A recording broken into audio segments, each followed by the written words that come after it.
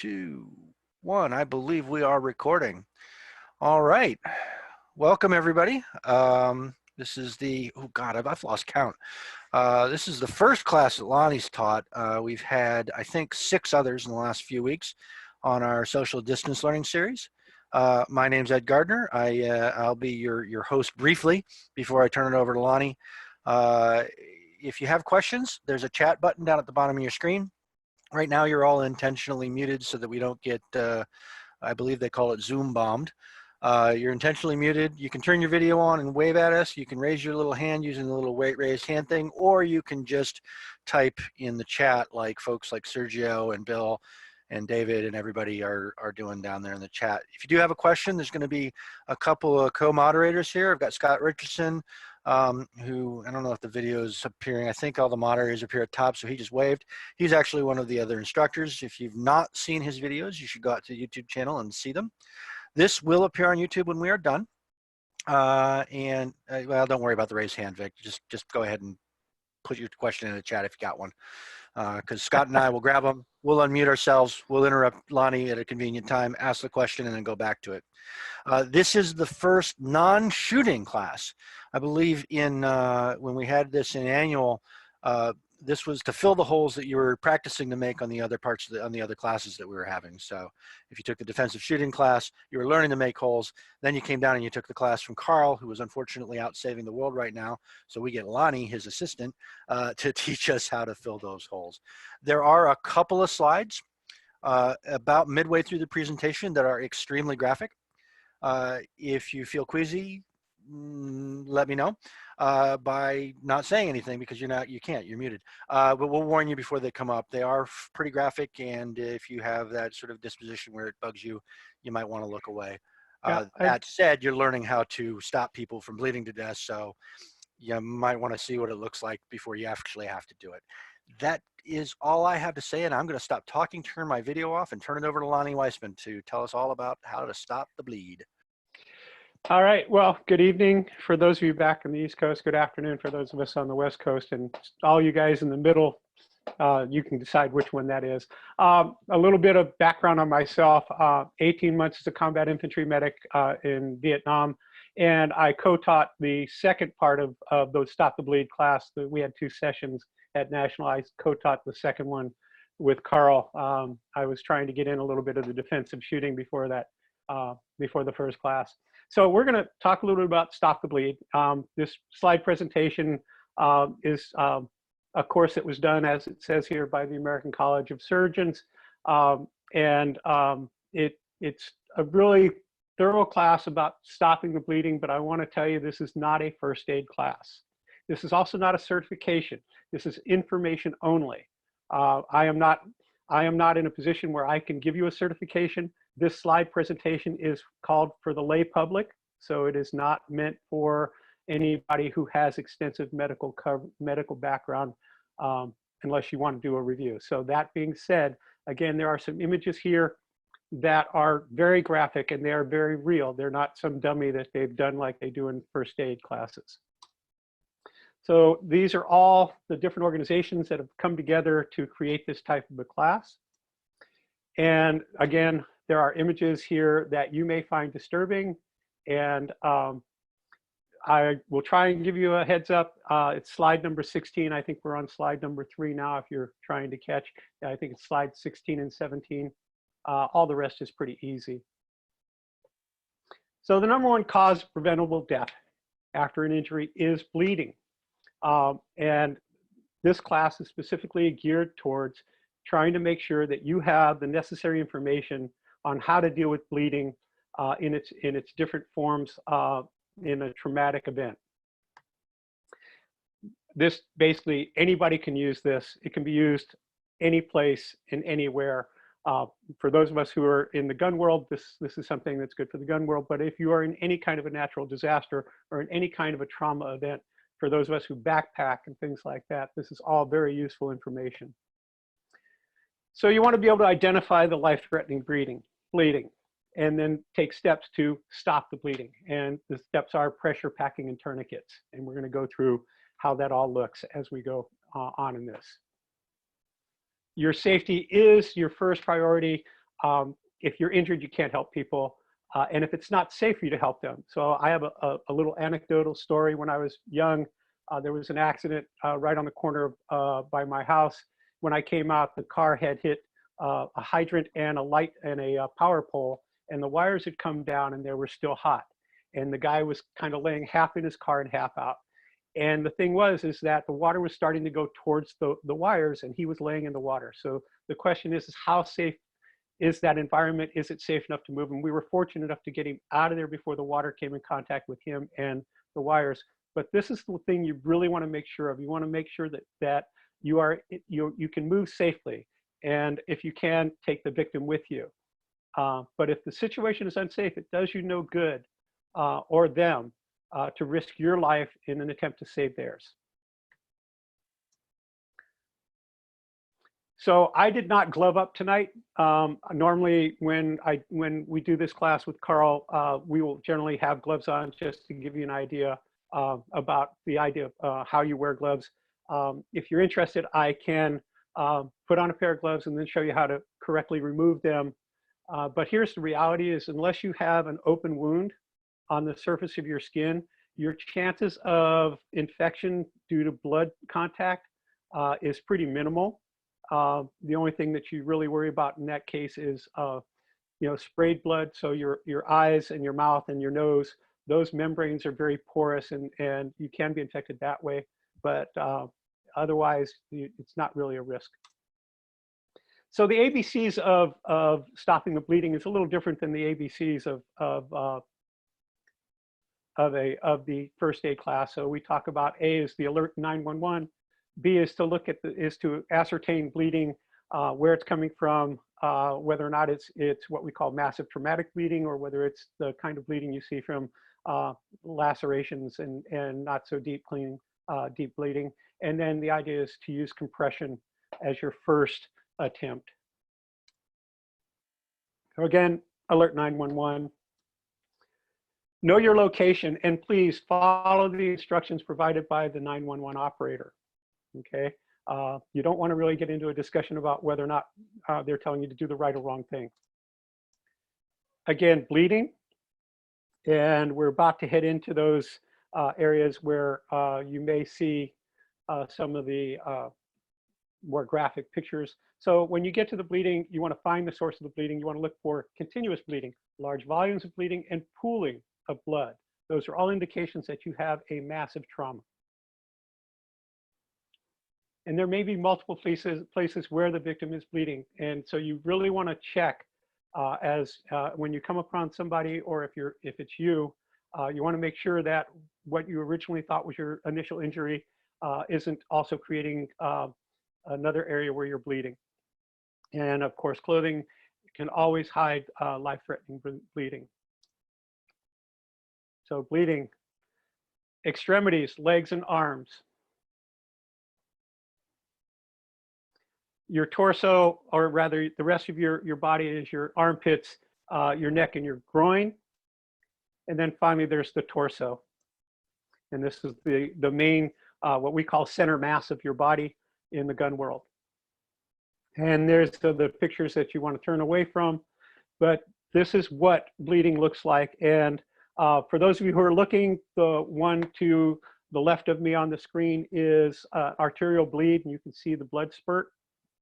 And then there's the soaking wound, which is a massive trauma. And again, different things require different attempts. So arm and leg wounds are the most frequent cause of preventable death from injury. These can be controlled by direct pressure or a tourniquet. And I just want to slow down a little bit in case there are questions, because I can run through this really fast. Okay, so wounds that can lead to death from bleeding: torso, junctional wounds, neck, shoulder, groin. And bleeding can be controlled direct pressure and wound packing in those areas. And there is a difference between the junctional wounds and whether or not you can pack, and the ability to pack those, and torso wounds. And we'll get to the torso part in a second. These are wounds, these are your chest and abdominal injuries. These are wounds that cannot be stopped in the field. The best you can do is to apply a dressing with some pressure, but understand that these wounds are generally so deep that you can't wound pack them. You can't get wound packing in deep enough. And generally direct pressure is not going to stop these types of bleeds, and you can't use a tourniquet. And so there are a couple of things, and we'll talk about some of those things about what you can do for like gunshot wounds or through and throughs, but they're pretty minimal in terms of your ability to stop bleeding. So compression and pressure. So again, this is very similar to what you hear in your first aid classes. You're going to have apply direct pressure to the wound. You're going to focus on the location of the bleeding. You want to use enough material to cover the injury. And if the pressure stops bleeding, then all's good. Just keep the pressure on until help arrives. I'm going to go ahead and pass on this. This is a little video about wound packing, but I'm going to demonstrate wound packing for you. So for packing for large wounds, superficial pressure is not effective. So if bleeding is from deep, if it's a very deep laceration, you really are going to have to look at packing the wound in order to stop the bleeding. And then you're going to hold pressure on it until help arrives. And again, this is another one on packing. So compression and packing on arms and legs. Again, these are wounds that can be used, that you can use a tourniquet on, and you can pack them. These are wounds that can only be dealt with direct pressure and packing. This is your neck, arms, and groin. And then your body, these are wounds that really you can't do much with in terms of packing. You can put pressure against it, but the reality is these are wounds that you're not going to be able to control the bleeding of a deep, massive trauma in the torso. So the types of materials, hemostatic dressings, there are several different types. Quick clot is the one that most people are aware of. You can get it in either a roll gauze or it comes as a dressing. For wound packing, you need the gauze, you need the roll gauze. Then there is Celox and Celox Rapid and Cheetoflex and Cheeto Gauze. Those are, in the cases of quick clot, works with the standard clotting cascade. So your body has a normal cascade that it goes through in terms of blood clotting. And for most people, this is the quick clot works great. What happens is it works with the standard cascade that your body goes through. But if you have somebody that you know is on blood thinners, or if you become aware of the fact that they're on blood thinners and blood medications, quick clot generally doesn't work well. It may eventually be effective, but it generally doesn't work fast enough in a major bleed to do a whole lot of good. So Celox and Cheetoflex are a highly purified shrimp shells, basically is what they are. And this packing material works differently with the cascade, so it clots differently. And this is the type of material, the Rapid, that you're going to want to use. This is a packet of I believe it's the Celox Rapid. Again, it's a long rolled piece of gauze that's impregnated. It's sterile. He's showing it on his video. It's not on the slide. So if you look up the upper right, if you look up in the upper corner there, you can see it. I'll go through this again when we switch to the demonstrations. Any questions so far? All right, we'll keep moving. So a tourniquet, so compression and tourniquet. Again, tourniquets are applied 2 to 3 inches above the wound.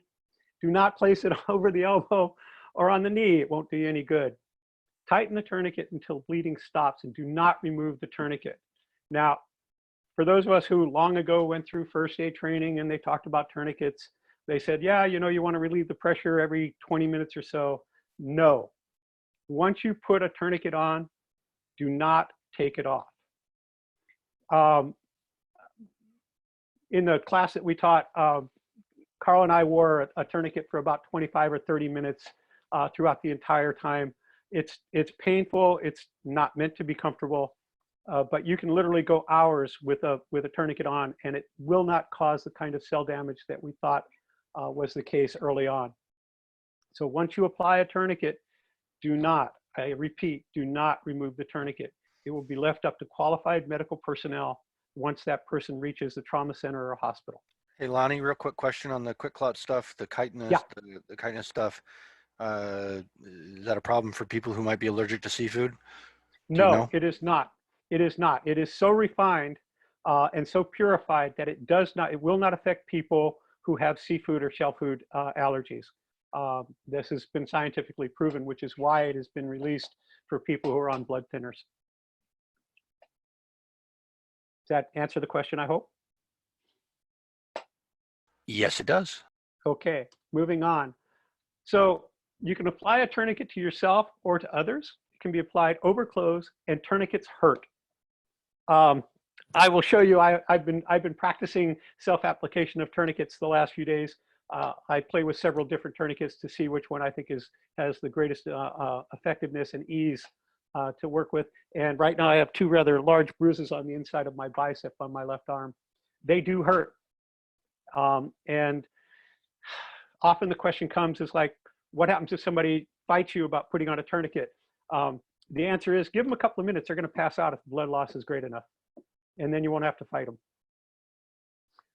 Usually 1 to 2 minutes after a major bleed, you start losing consciousness. So, and you may have to apply a second tourniquet. And again, this is a demo on the tourniquet application, and I'll go through that. And these are the different types of tourniquets that you may use or may think about using. I would stay away from the RMT. Narrow tourniquets are a pain in the butt. Generally, what Carl and I have kind of recommended are the ones in the upper left, the soft TT, that's a soft TT wide, and the CAT. And right now I think CAT's at Gen 7. A little warning, if you're thinking about going off and buying a tourniquet, please do not buy it from Amazon. They're knockoffs and they don't work, they fall apart. So go ahead and spend the $29 to $35 on a tourniquet that you know is the real thing, and you're in much better shape. So again, the CAT tourniquet, the components are, there's a windlass rod, and again, I will show you all this stuff when I switch off of this. There's a windlass clip, there's a strap, a buckle, and a single which is a single pass buckle. That's on the CAT. So these are the different types of recommended non-pneumatic limb tourniquets, right? So the first one is the CAT 6 and 7. Then there's a ratcheting medical tourniquet, the RMT. I really don't like that one. The soft tactical tourniquet wide, the soft TT wide, is the one that I would recommend, and I will also demonstrate that along with the CAT today, and why you find different uses for both of those depending on the circumstance. And then there are the others are the tactical mechanical tourniquets and the TX2 and TX3. You don't even want to think about pneumatic limb tourniquets. These things are like 300 bucks a pop, and not something you're going to carry with you either to the range or on a backpacking trip. This is generally what you'll find in EMT wagons and ambulances. So you can use a tourniquet on all but the extremely young children. You have to use a tourniquet. If you have to use a tourniquet on or need the idea of a tourniquet on an infant, that's not going to work. You're going to have to go to direct pressure, but their body mass is so small that being able to apply direct pressure to an artery area long enough to prevent or to slow the bleeding, at least, if not stop it, it's not going to be a problem. Wound packing can be performed on children in deep wounds, just as it is in adults, and it's the same technique that we'll go through when I demonstrate it. So the question about blood again. If you do have blood on you, this is kind of like the protocol right now for COVID-19. Wash with soap and water to remove all of the blood, and you're going to spend about 20 to 25 seconds with good soap and then water. And then you do want to let your responders know of the possible exposure. And again, there's minimal risk of exposure as long as your skin is intact and as long as you haven't had blood sprayed on your face, so you have to worry about your membrane areas like your mouth, your eyes, and your nose. Okay, so that's it. I'm going to go ahead and stop this share, and we're going to talk a little bit about how these things are going. So to start with, this is a cat. This is a soft TT.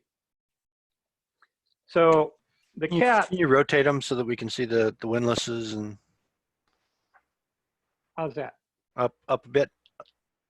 There's the windlass. Now the cat has a plastic windlass, and it has a windlass clip, and it has a strap that goes over it. When you apply this, you're going to put down the time that the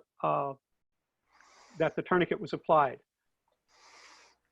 On the soft TT, that is a metal windlass.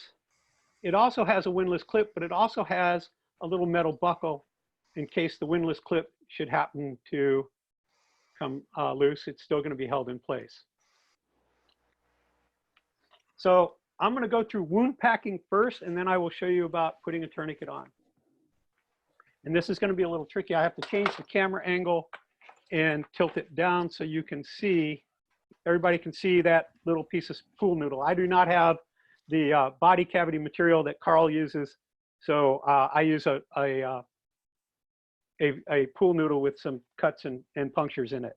So what you're going to do, if you're looking at a large laceration like this one, what you're going to do is you're going to take this, and I always like to start with my fingers wrapped, and you're going to push that in to the wound. And then you're going to keep packing and keep packing and keep packing and keep packing, keep packing and keep packing, keep packing. And you're going to pack until you cannot pack any more in there. And then once you do that, you're going to take the rest of it, you're going to put it over the top, and you're going to compress. And you're going to hold that pressure on it until either you get tired and you can't do it anymore, or until help arrives and your patient is taken off. And then for a puncture and or a bullet wound that does not result in a large laceration, again, what I like to do is I start with a finger, and I stick the finger in, and then I pack.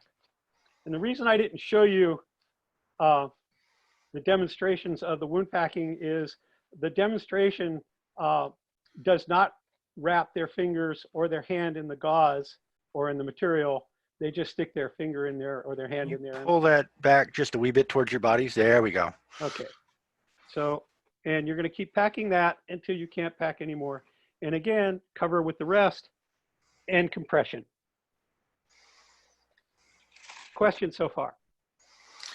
Yeah, we got a question about how do you deal with the person that will be in extreme pain.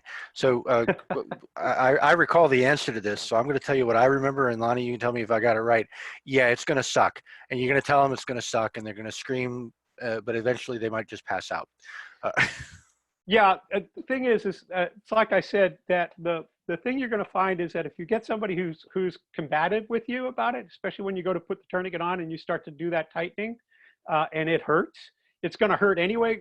Understand they're already in pain if they're not totally in shock already, because they've just basically torn their body apart. And so they're already in pain. It's going to hurt. If they fight you, like I said, wait. If they're bleeding enough, they're going to pass out. Hopefully, you know, that takes care of the problem, and you can go ahead and keep working on them. Again, you're generally going to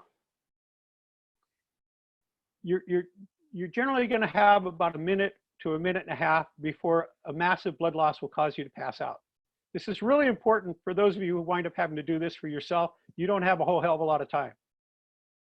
If you pass out and you're the only one around and you need a tourniquet, you're going to bleed out. So once you realize that you're attempts at direct pressure, and it's going to be really quick for you if you're the person you're working on. You don't want to wait a long time to see whether or not your compression stops the wound or the bleed. You just want to go ahead and tourniquet. It's just a lot safer, and your survivability is much higher. But yeah, you're right, Ed. It's really it's going to suck. It hurts. Like I said, I don't know if you can see it, but there are 2 bruises on my bicep, and those were from just my practicing leaving a tourniquet on my arm and the way it's supposed to be. Got another question from Dimitri about entry and exit wounds. Yeah. Let me go through that. That's funny. I thought I had that in the slide, but apparently it wasn't. I'm going to go ahead and cover that.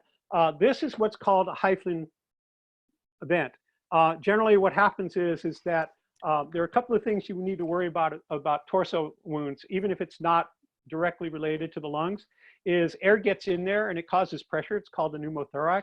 There are things that are called tension pneumothoraxes, which actually then apply so much pressure to the chest cavity and the lung area that it impairs bleeding. These are meant as wound seals for those types of things, and they have a little vent on them. It's a one-way vent, and it allows the air to burp out. Hold it up there we go. So these are the hyphen vents. There are several different types. This is just one that I find that I think is a pretty good one. And they come in pairs. So these are actually 2 sets of 2. So there are 4 vents in this, and they're for entry and exit wounds. And one more question on Israeli bandages. I like Israeli bandages. Carl and I have this discussion. The reason I like Israeli bandages is that compression works, if that helps to stop the bleed. Israeli bandages can be used with a significant amount of compression because they have basically what is similar to a windlass clip.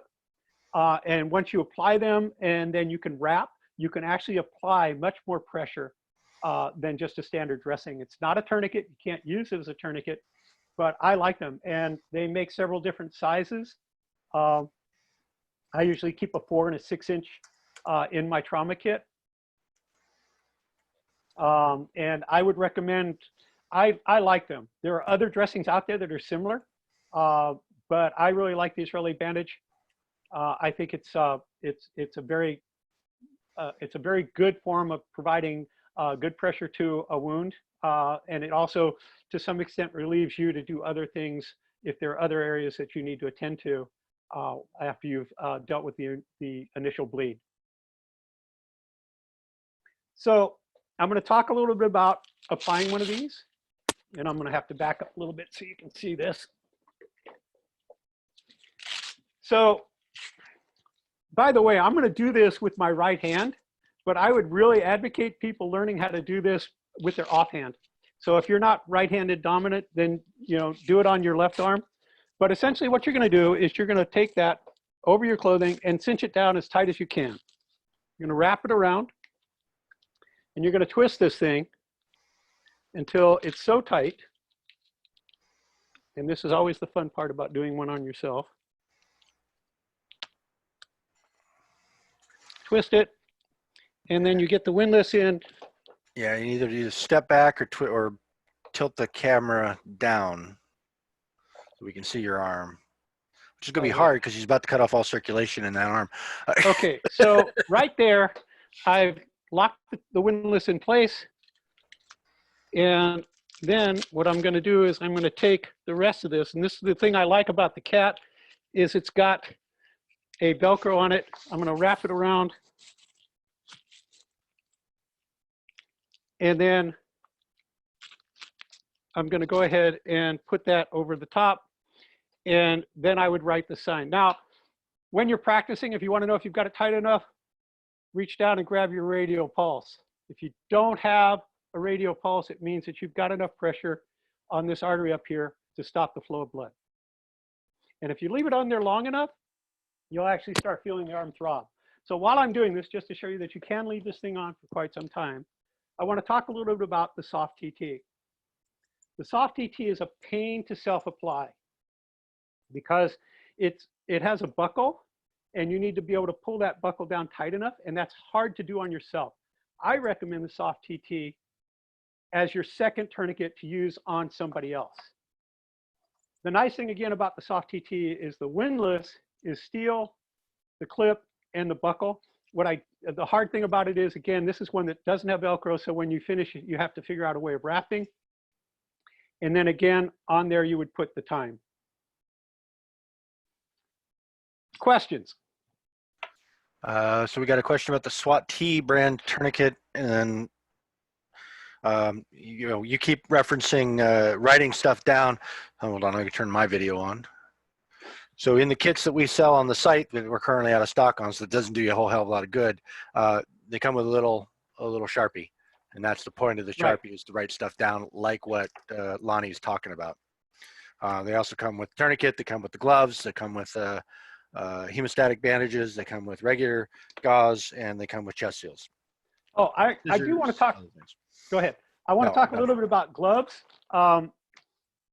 So the only thing I'm going to say about gloves is, first off, latex free is always good, because you may actually run across somebody who's got allergies to latex. It's not that uncommon. The other thing is stay away from black gloves, because you can't see blood. And that's kind of important. So either the purple, the blue, tan, any of those are great. Black gloves are a little bit problematic in terms that you cannot see blood on them at all. You can see the moisture, but it doesn't really give you that much of a visual. Any other questions?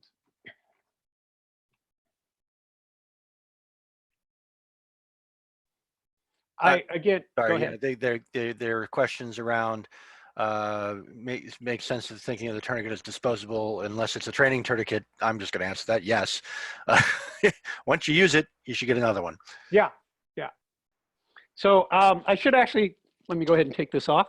Oh, and then one more question around shelf life of the materials, keeping them in a car, keeping them, when you buy the kits that we have, this is always on my ankle, which, makes for a different wardrobe shift. But can you speak to leaving them in the car? Yeah, so here's the thing.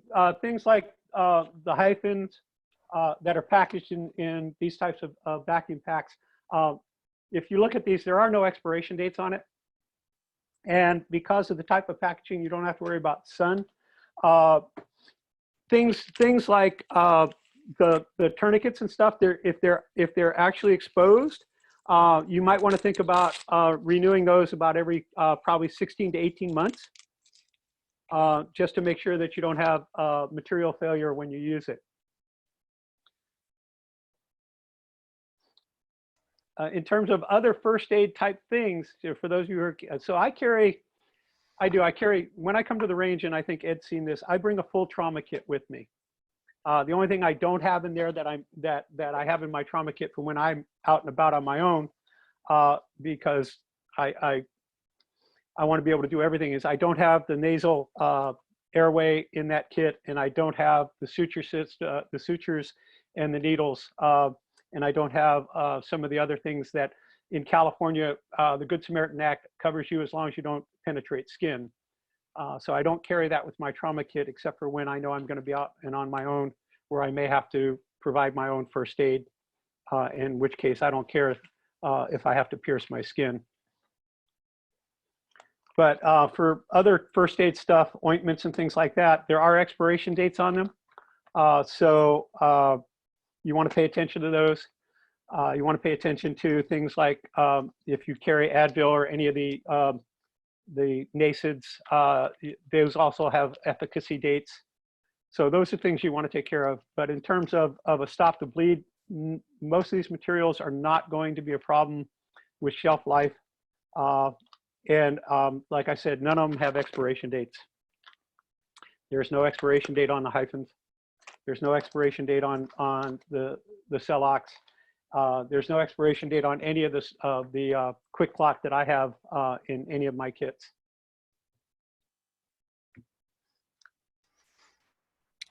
Good stuff.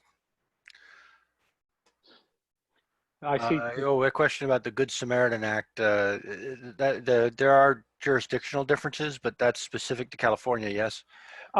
So California has a uniform Good Samaritan Act that basically says that you are not liable for doing anything that you are trained for. Okay, so if you have a basic first aid kit, if you have done CPR training, whether it's expired or not, you can provide that kind of aid. You cannot provide aid that you are neither licensed for or trained for. And so basically it covers you. It's like you come up on an accident and you decide that you want to give somebody a hand. It could be life-threatening. They could have stopped breathing, and you provide CPR and you continue to do that. The Good Samaritan Act says that you don't have to, but once you do, you can't stop until you're either too exhausted or are relieved by somebody of equal or better training than you.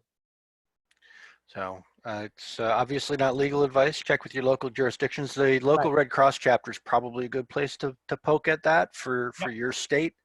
I believe Rick in the chat, though, he's saying, I think that's the truth here in Massachusetts as well. So it's going to be state by state, and you just have to be mindful of what it is. At the end of the day, I'm personally going to err on the side of helping somebody, but you guys need to make that calculation yourself. At the very least, the training applies to saving your own self. Right. I believe that's the same standard in Oregon as well. You know, up to your level of training. It's so it's my understanding that the Good Samaritan Act is pretty universal. But like Ed said, you know, I can only give you what I know to be the facts here in California. And I would urge you that you might want to just do a Google search on Good Samaritan Act for your jurisdiction.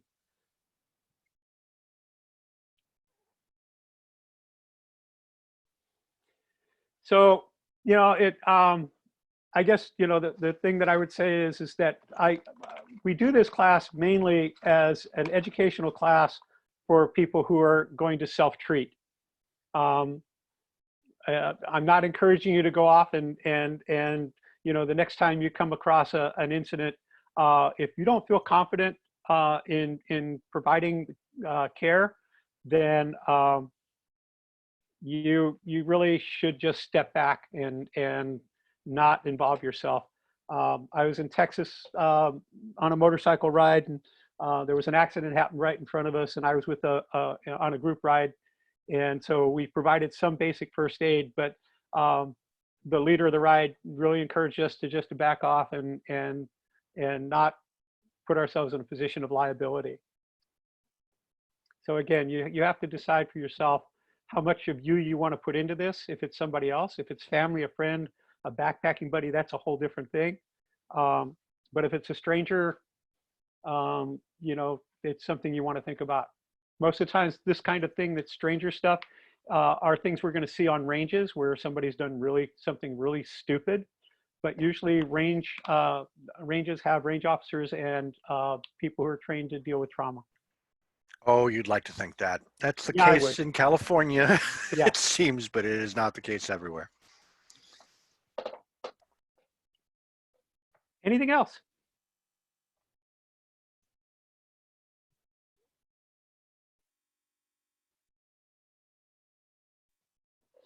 Yeah, I would say all tourniquets are indeed one-time use. Oh, my bad. I was. No, muted. that's okay.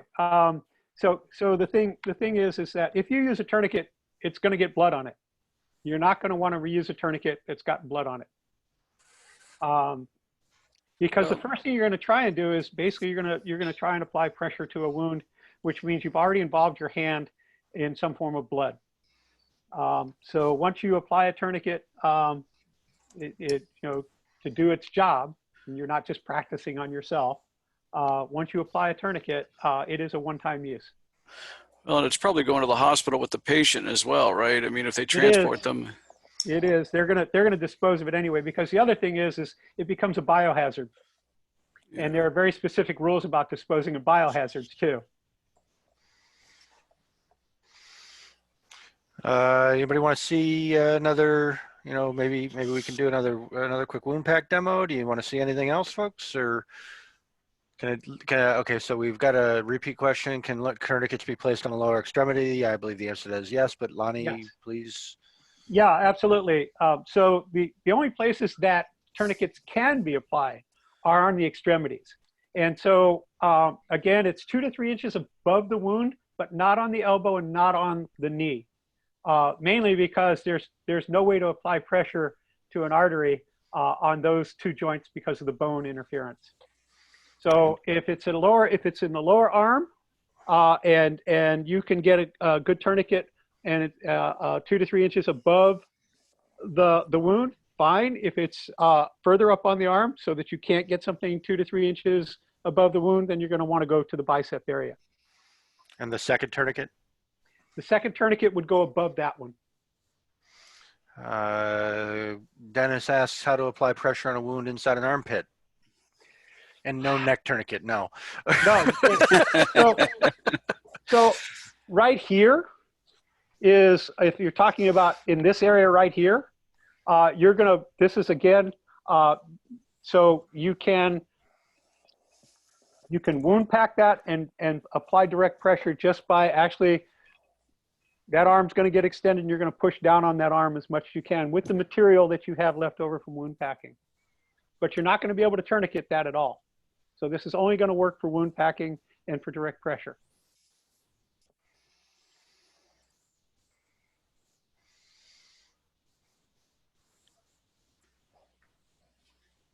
Anybody? Can you show us I want to see the pool noodle again. Can you show us the pool noodle again? I want to see the wound packing. Because that's a neat prop that I'm going to have to steal. So I mostly want to see it so I can figure out how to replicate it.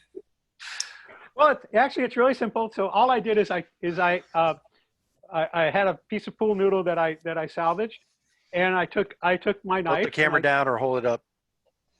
There you go. I took my knife and I made a slit here, and then I took my knife and I made a hole.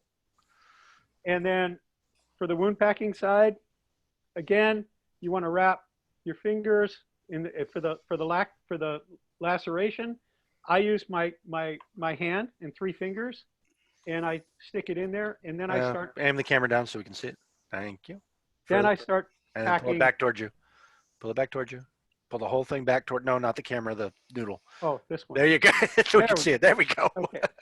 So then I just keep packing, and keep packing, and keep packing, and keep packing, and I pack until I can't get anything more in that wound area. It's the same, and then you're just going to lay the rest of the material over it, and you're literally, in all honesty, you're going to want to stand and put pressure on it. You want to put as much pressure on that as you can. And chances are they're going to scream bloody murder if they're still conscious. Chances are they're not going to be conscious, though. So you keep shoving that in until you can't shove any more in. Absolutely. You pack that thing until there's no way you can get anything more in. And it's the same thing with a puncture. And again, this is just me. You do whatever you want to do. But I like to start with my finger. And then I just keep packing. I'm totally stealing. Let's see, a couple questions. Neck injuries. I said pressure. Do you have anything to add? Pressure is really it. And, here's the problem. That's a major artery up there. Blood flow to the brain will, if you restrict blood flow to the brain long enough, they will pass out. Oh, I'm sorry, go on. And so, yeah, you can use direct pressure. You can use wound packing also. So neck, armpits, groin, you can pack. You cannot pack your body cavity. There's no way you can get, if there's a severe trauma in your body cavity, there's no way you can get deep enough in there to pack that and stop bleeding. There's just too many places for it to go. Tourniquets and severely broken, compound fracture type broken arms or legs.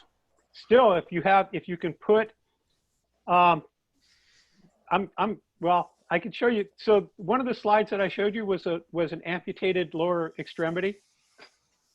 And that would be a tourniquet, and it would be a tourniquet at the thigh level on the femoral artery. As long as you have a way to get a tourniquet 2 to 3 inches above the wound, that's a good place to do a tourniquet. But here's the thing. If you've lost an arm, say at the bicep area, and all you have is that little bit of arm to put a tourniquet on it. Second tourniquets. Yeah. If, again, that second tourniquet will go above the first one. So again, a lot has to do with room. If you've already put a tourniquet on and you've gone that 2 to 3 inches above, and the next thing is at the elbow. So let's say we do it here, and the next one would go here. You can't do that. Just go above the elbow and do that.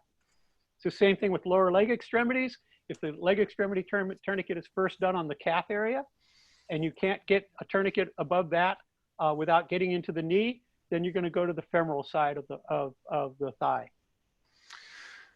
Question about can you put a tourniquet on too tight? I said no, but I was going to let you add the color commentary. No, absolutely not. The thing that you want to remember is that you put a tourniquet on until blood flow stops or slows.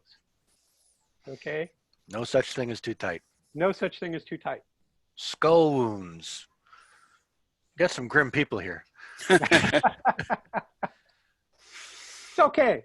So I just want to reiterate, the soft TT is a great tourniquet, but it's not a tourniquet that's easy to put on yourself. So if you're thinking about a tourniquet and you think that your major use of a tourniquet would be self-application. No, I said skull. Your head. But your noggin. Oh, yeah, there's nothing you can do about that. The interesting thing is like deep cheek wounds and stuff like that. You can do direct pressure. There's not a whole lot of places to go packing. In terms of skulls, the interesting thing about head wounds is they bleed a lot, but it's not major blood. It's not a major vessel or an artery. It's capillary flow mostly. And so because blood pressure is so great and we're moving blood to our brain, which is the most important organ in our body, that you get a lot of blood flow or a lot of pressure, so you get a lot of blood flow, but the wounds themselves are not that bad unless you've got like somebody just caved your skull in which case you're going to apply pressure to the wound area and get them transported as soon as possible. All right.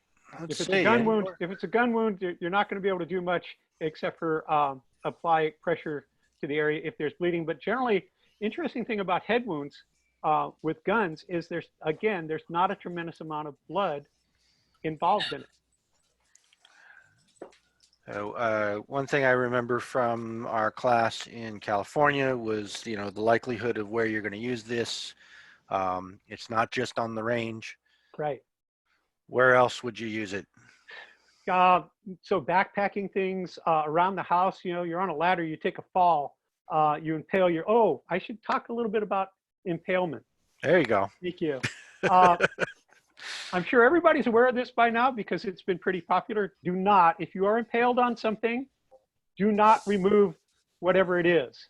If you are impaled on something and you're stuck on the floor, again, don't get up. Okay? Get somebody to call help, or if you happen to have your phone near you, call for help, but do not get up and remove that object. That is actually acting as a blood stopper. There's enough pressure that's applied by being impaled on something that it actually reduces blood flow. So if you're out on a backpacking trip, and you take a fall and you wind up impaling yourself on a branch or something, break the branch free, but don't take the branch out. So you're going to use it like home. You're going to use it in your car. You're going to use it on backpacking trips, family camping trips. These are all places where you could find yourself needing to understand how to stop the bleed. Fishing and hunting accidents, mountain climbing, rock climbing. These are all places where massive trauma can occur and you would find yourself using this. All right, we got one more question about the RATS, RATS tourniquets. I hate RATS tourniquets. They're too narrow and they're a pain in the butt. I have a rat. I have never, ever, ever unpacked it. Speaking of, though, that does remind me of a question that we did ask and get answers to in the class in California, prepping a Z tourniquet. Yeah, staging. So let me show you how I stage. And you're going to want to move the camera down so we can see it. Yeah. Let me show you how I stage it. So this is the cat. I pull the tail end out, right? I leave it, so you want to stage it so it's through the buckle. Oftentimes if I had shown you the demonstration on using a tourniquet, the person that had the tourniquet had the tail completely out and they had to thread it through the buckle. I don't recommend that. So the way you want to stage it is you just want to fold it back over itself, right? And it's staged. And then sometimes And there's a so little if rubber you need band it- that goes around it, because I think there's one. Yeah, on there's a this. little rubber band. I generally in my trauma kit, I leave it staged without the rubber band. And so when you need it, then it just becomes this. And it's all ready to go. Okay. And you want to open that wide enough to get it around the wound area. Okay. But it doesn't have to be completely loose. So the last thing you want is it being stuck in its plastic wrap in Right. your trauma want kit. Take it out of its plastic wrap, please. So there were, Brian Robinson has asked if you can demonstrate how to wrap an impaling wound. Ooh, that's going to be hard. So generally what you want to do, let's just say, let me think here. Okay. He's going to find something to impale. Not yourself, though, the pool noodle, right? That looked good. That looks So- pretty good. Anyway, let's just say, pull that out. Let's just say that this wound is a through and through, right? And it's got something impaled. What you want to do is stabilize the impalement. You don't want it to be able to move. So you're going to basically do this with bandaging material so that you have stabilized the wound area. And I'm trying to sit here and do this. Yeah. So basically, that's what you're going to do. You're going to wrap it in such a way that it stabilizes the wound area so that it cannot move. And then tourniquet. And then so generally you won't have to tourniquet this because unless there's really a lot of bleeding, because this implement right here is basically going to act as a blood stopper. So you basically want to bind this up and keep it in place and then transport. If there's lots of bleeding, then yes, go ahead and tourniquet. All right, I'm going to take one more question, then we're going to wrap it up because that'll put us right at the hour.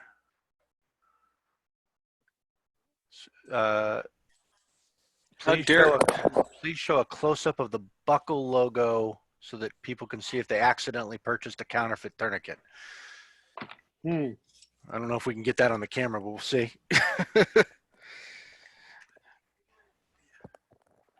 So that is the soft TT. Yeah, no, that was good. I could see that. And then here, up, up, up, up. That's the Cat Gen 7. So, we'll post links to where you can buy this stuff. Yeah, I will send links out to Ed, and he can post them up. I'm going to let you post them right in the comments to the YouTube video. Yeah, do that. I use a couple of different ones. My favorite site is My Medic. I do a lot of buying from them. There's another one. I just actually made an order for for Israeli bandages. So hang on a second. I'll tell you what that one is. Well, Lonnie's figuring that out. We are going to put this on YouTube as soon as it processes off of Zoom. We are at 4 minutes prior to the hour, so that's actually the first class we're going to end on time at exactly 1 hour. I'm going to unmute everybody in a second so you can all give them some thanks. And we will post links. I'll put the YouTube video in all of the places where you've found our stuff, Discord and on the forums, on Twitter, on Facebook, on a blog post, etc. So if you missed the start of it, you'll be able to catch the start of it. I want to thank Lonnie for taking the time and doing this. I think we're going to try to do this a couple more times during the course of our current crisis so that you guys can get that training. That said, nothing replaces time with a real instructor. So when we are out of the woods from our current quarantines, these classes are frequently free or cheap, but frequently free. We're going to be teaching them again at National if we're allowed to travel by then. But when you get out of quarantine, find one of these classes. They're worth the hands-on to see and feel and touch the tourniquets. And the pool noodle thing is cool, but there are also some cool gel blocks that they'll have. Yeah, there are. That they'll sometimes fill with gunk that makes it really kind of disgusting and scary. All right, you By find the way, site? the other site is Rescue Essentials. There you go. And you can buy individual components or you can buy full kits. I believe Rescue Essentials actually sells ankle kits, but they use a rat. I think they're using a rat or a tactical TT. Tactical TTs are really narrow. I don't recommend them. So if you do buy a kit and that is in there, you want to go ahead and order yourself either the soft TT wide or the Cat 7. And I think Rescue Essentials charges about $30 for each of those. Yeah, so you want to spend about $30 on it. You want to buy from a reputable manufacturer. Hey, thanks, We'll Lonny. have them back available on the site sometime. I've gone ahead and unmuted everybody, so if everybody would like to give a round of applause to Lonny. Lonny, thank you very much. Thank you. Thank you. Thank you. Well done. Thank you. Y'all have a good night and stay safe. Indeed. Thanks, Lonny. All right. Take care. Thank you. All right, Thank guys, you. have a great night. Stay safe. And stopping the recording. Great.